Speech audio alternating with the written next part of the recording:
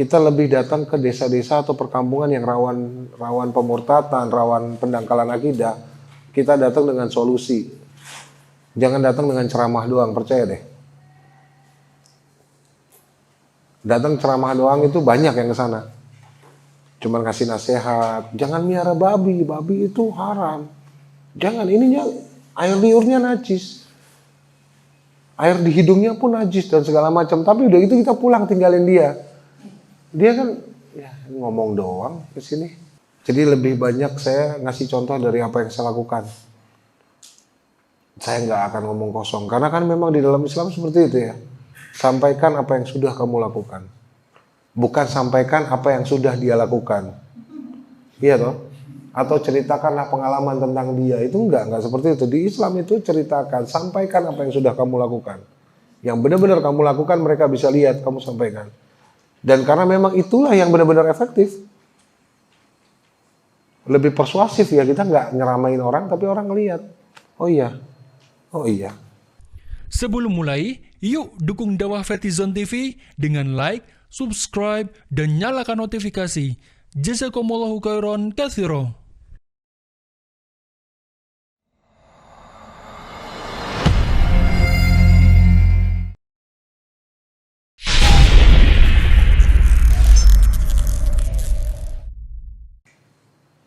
Kenapa kedai kopi? Karena ada beberapa daerah kayak di Indonesia itu di pegunungan,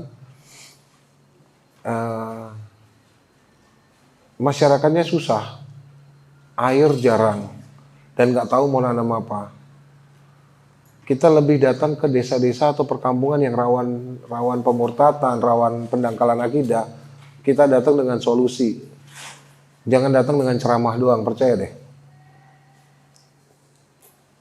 Datang ceramah doang itu banyak yang ke sana. Cuman kasih nasihat, jangan miara babi, babi itu haram. Jangan, ininya air liurnya najis. Air di hidungnya pun najis dan segala macam. Tapi udah itu kita pulang tinggalin dia. Dia kan ya, ngomong doang ke sini. Ya, itu yang kita alami. Makanya kita datang lebih bawa solusi. Nggak ada air, kita galiin, kita bikinin sumur. Bir Usman di sana itu udah 67 sejauh barat doang. Kita galiin sumur, kita siapin fasilitasnya, kita bikin reservoirnya, gantiin air sumbang sama tit. Ya, gantiin air dari mereka yang setiap pekan mereka kirim, gantiin sampai warga sini nolak. Nggak usah dikirim lagi, Pak. Air kami banyak. Air kami banyak puluhan kubik di sini. Kalau Bapak mau ngambil isi tangki Bapak, bahkan mampu kami. Nah, itu ya. Banyak mungkin kalau dilihat di Instagram saya belakangan banyak kegiatan-kegiatan yang memang benar-benar ya di lapangan. Upaya-upaya kita dalam menangani pendangkalan akidah itu jauh lebih memasyarakat. Dan saya memang spending waktu ke sana. Dan memang kadar Allah lagi COVID, lagi pandemi, saya nggak bisa kerja. Jadi banyakkan WFH, ya kemana-mana akhirnya bawa laptop. Dan atasan saya di Singapura kebetulan juga nggak apa-apa. Yang penting laporan kamu tetap dikirim. Oke, siap. Saya di mana aja bisa bikin data analis kok. Saya kerja di perusahaan riset. Saya udah kerja di Singapura. Nah saat ini ya, alhamdulillah belum boleh masuk Singapura. Jadi saya belum aktif. Lebih banyak di lapangan. Ini. Oh, ternyata itu gangguannya. Jadi mungkin kalau sharing mungkin kurang lebih seperti itu. Saya memang kemarin juga dokter ada jadwalin saya mau di masjid di mana. Saya selalu tanya sama syekh saya, ini buat Molaf Center juga. Nggak perlu, kumpulin aja mereka, ajak mereka makan, kenyangin perutnya, kamu sampaikan apa yang kamu lakukan selama ini. Udah cukup begitu aja. Jadi lebih banyak saya ngasih contoh dari apa yang saya lakukan. Saya nggak akan ngomong kosong. Karena kan memang di dalam Islam seperti itu ya. Sampaikan apa yang sudah kamu lakukan. Bukan sampaikan apa yang sudah dia lakukan. Iya toh? Atau ceritakanlah pengalaman tentang dia. Itu enggak seperti itu. Di Islam itu ceritakan, sampaikan apa yang sudah kamu lakukan. Yang benar-benar kamu lakukan mereka bisa lihat, kamu sampaikan. Dan karena memang itulah yang benar-benar efektif. Lebih persuasif ya, kita nggak nyeramain orang tapi orang ngelihat. Oh iya, oh iya. Itu MCI kita gerakannya sekarang lebih ke arah sana dan lebih humanis kita, jauh lebih humanis orang lihatnya. Walaupun di luar sana ada yang bilang, MCI sekarang melembek, nggak pernah bikin debat antar agama. Saya bilang debat tuh capek-capekin, buang-buang duit, buang-buang waktu. Buang-buang waktu, buang-buang duit. Debat efeknya itu belum tentu melembutkan hati dia loh. Bisa jadi dia keras, lebih keras lagi. Lebih keras lagi sampai akhirnya dia nggak mau masuk Islam. Kan akhirnya capek kita. Debat 4 hari dia masuk Islam enggak, malah makin benci. Kan ini kontras ya. Kontras. Ada beberapa sahabat, mungkin kalian juga pernah ditanya sama teman-teman kalian atau saudara kalian, kenapa MCI nggak bikin debat-debat agama lagi? Nggak ada. Saya nggak ngerasa itu penting. Saya nggak ngerasa itu penting. Bukan mengecilkan mereka yang suka debat agama ya. Nggak. Lawang agama kita sendiri aja kita belum kuasain, ngapain sih cek-cek, tes-tes belajar agama orang. Kadang-kadang saya balikinnya gitu. Kamu sudah sejauh mana menjalankan Islam? Sampai pengen belajar agama orang. Sering saya. Bukannya nggak banyak ya, ya lumayan. Setiap bulan tuh ada lah sekitar 15-20 orang yang sengaja DM ke saya. Mau belajar kristologi. Agamamu apa? Islam. Sudah hafal Quran berapa ayat? Ya belum, sambil berjalan aja. Ya udah, hafalin dulu. Ya ini yang lebih penting. Karena debat sama orang kafir, kita kalau pakai landasan agama dia dan kita terkesan untuk seperti menggurui mereka, mereka akan cari cara untuk balikin itu semua ke kita. Saya paling 1, 2, 3 bahasa, kasih dia logikanya, udah mas, udah pulang. Pikir, pulang aja, mikir. Nggak sampai saya harus buka ayat mereka bolak-balik tuh, nggak usah. Lebih kayak kita tunjukin aja. Sampai mereka nanya, salah satunya yang tentang si kopi ikhlas.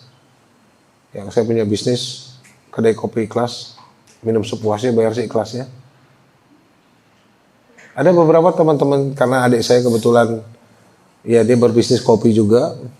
Ada sahabatnya juga yang nanya, kok kopi ikhlas, bayar seikhlasnya, emang bisa cuan? Ya saya balikin aja, kamu lihat aja itu. Iya tapi cabangnya banyak ya. Iya, kebunnya makin luas. Iya. Nah kalau kamu nanya bisa cuan apa enggak, kamu boleh dulu. Iya. Tahu cuan enggak? Nah, untung. Gimana bisa untung orang bayar seikhlasnya? Saya bilang, gampang, kamu lihat di belakang saya. Lihatnya di belakang saya ada kebun, lihat kebun. Cabang, lihat cabang. Kamu mau lihat pembukuannya? Saya kasih lihat. Tuh. Nah ini lebih enak kan daripada kita ke orang kafir yang nanya bisnis apa, bisnis gini, emang bisa untung? Ya kita coba dulu lah. Bullshit, banyakan ngomong. Tapi kalau sudah kita bisa buktikan, mereka udah ngeliat sendiri kok. Ini yang lebih efektif ya. Nggak tahu lah, dakwah seperti ini efektivitasnya aku lihat cukup tinggi. Karena antusias orang masuk Islam juga akhirnya tinggi. Saya salah satu proyek saya di Sukabumi namanya Salabintana. Salabintana itu ownernya namanya itu pemilik peternakan ayam terbesar di Indonesia, organik, bukan plasma. Dia punya daya potong sehari itu 1 juta ekor per kandang. Per kandang, dia punya 14 kandang. Dia supplier utamanya McDonald dan agamanya bukan Muslim. Dan dia termasuk di antara B10. B10 itu donatur khusus di Indonesia 10 besar. Yang kalau mau bangun gereja butuh berapa M? 40 besok ya. Ya, mereka tuh B10 tuh orangnya cuma 10 orang. Tapi orang yang kalau dikontak, bukan orang terkaya di Indonesia, bukan. Tapi orang yang filantropis di kalangan mereka. Kita mau perbaikan gereja, berapa habisnya? 15 M. Senin depan ya, 2 kali transfer boleh? Gitu aja. Mereka memang seperti itu. Hebatnya memang seperti itu. Beli helikopter, berapa sekarang ya? Sekitar hampir 120. Cicil bisa berapa kali? 3 kali bos. Ya udah 3 kali bayar ya. Hebat. Dan itu minta saya bangunin dia untuk tempat rekreasi wisatanya. Dan ini lagi approaching. Tapi kalau ngomong sama saya, kok nanti ketemu Januari minggu kedua, ya kok insya Allah. Dia jawabnya ke saya pakai itu. Muslim bukan? Bukan. Itu lebih kayak aku lebih nunjukin aja, ya udah lihat aja. Kamu mau lihat Islam, saya akan tunjukkan. Saya nggak akan omongin Islam ke kamu. Karena percuma, apa yang kamu yakini tidak sama seperti apa yang saya yakini. Iya toh? Jadi lebih kayak nunjukin, ya udah. Kamu mau lihat Islam, saya tunjukin ke kamu. Kalau ada yang jelek dari saya, ya itu saya. Tapi ada yang bagus dari saya, yaitu Islam didik saya itu seperti itu. Dan alhamdulillah sampai hari ini bagus tanggapannya. Obrolannya juga nyantai, enak. Lebih apa ya, lebih banyak bagusnya. Kemarin ada yang telah terjadi longsor itu di daerah Garut, dekat peternakannya dia. Itu madrasah butuh berapa ya? Madrasah. Iya, gue lihat di Instagram lu ada tuh kok. Oh iya. Butuh sekitar 60 jutaan. Oh, ya udah, ntar gue transfer ya. Tutup telepon itu nggak nyampe semenit tuh. Wow. Kristen. Waalaikumsalam. Dia dibilang ya dia Kristen secara KTP, tapi dibilang dia seorang Kristen, dia kayaknya enggak deh. Dia nggak pernah lama, dia malas. Dan bantu kalau ada urusan orang Islam, dan bahasanya udah seperti itu, ya udah enak aja sih kalau buat aku.